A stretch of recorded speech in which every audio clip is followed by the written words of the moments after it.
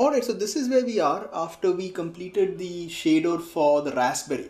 Now this is probably going to be the smallest video in the entire series, because I just want to add, like, we just need to complete the raspberry shader because there are also these strands in there and those need to be green.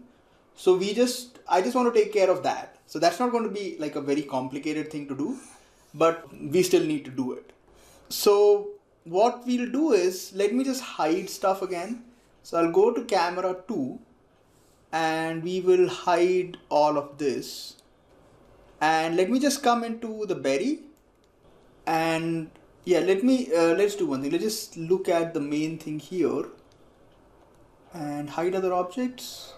Yeah, and the one issue is that these are red. Like, I had given it color at that point of time, but I kept them like black to red. What I want is they should be black and white, so it's easier to control. What we can do is, like, these are the strands, and the only thing you want to do is just take an attribute warp. Okay, we'll plug it in and we will just route in that color into a CD. So it should give me, like, not from here. Like, if I take a vector to float, bring out just this color, and if I plug in this, let me just see what I get. Yeah, see, if you plug in just the red back into the CD, you'll get a black and white value. Okay, like it turns, yeah, there you go. So it's black and white now. If you want to control it a little more, we can take a ramp in the middle. Like, that's fine too. Like, you can just put a ramp in there and then we can control it a little more with the ramp. So I can probably, like, just see, so I can sort of take it. If we keep it without shading, yeah, there you go. See, so that's my color at the moment.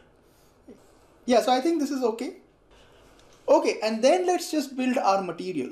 So we'll come back to ShopNet and I'll create a new redshift material. Let's call it strands. So this is fine. Let's just bring in an RS material and plug that in. Okay, and let's assign this. So we can come back to the berry and come here to material. Yeah, and let me just zoom out and just assign the material. It's not looking good because we're looking at it non-shaded. So there you go. Okay, so just click a plus over here and then we will pick strands and we will pick the redshift material that we made, which is strands. Yeah, so this is fine. So let's come up, we'll go back to camera 2. Yeah, and let's hit a render and see what we get. Yeah, I think, yeah, CD is already there. We picked up CD. So yeah, let me just render this. I think my IPR is off. So let me go and turn that on. Yeah, let me change this. Let me stop this first of all. So I'm going to stop it, come to ROPNet. This should be progressive.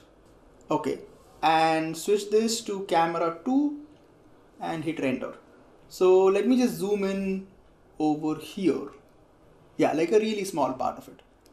Okay, so let's come into ShopNet and we'll just set up the material. So let me just see if this is working or not. Is this working? Let's just give it like a green. Yeah, there you go. That's fine. So fairly simple. Just come to tools and take the RS color data. We'll set this to CD and we'll take a ramp. Okay, so just take an RS ramp and plug that into input. Keep this to alt. Yeah, let's stop the render because we'll have to restart it again anyways. And this goes to diffuse color. So let's hit render again. And now we can just set, so this should be like a light. Yeah, let's do one thing. Let's keep the tip a little dark and then let it go to like a light green. So because the tip gets a little bit, yeah. And just bring that in. Yeah, and that's good enough. Like, it's very small, so you don't really need to make it too crazy. Let's just do one thing. Just push it a little towards yellow. Yeah, I think that's better. So if I just do a big enough render, we should be able to see it. But there you go. You can make it out right now itself. Okay, so let this render through and we'll come back. Alright, so that's the overall shader for the raspberry, yeah, and the strands. So this is, as I said, this is the smallest chapter in the entire this thing. But that's basically it. So we have two more shaders left. to take care of, which is one shader for the spoon and then another one for the plate. Okay, so we will take care of those two in the next two videos.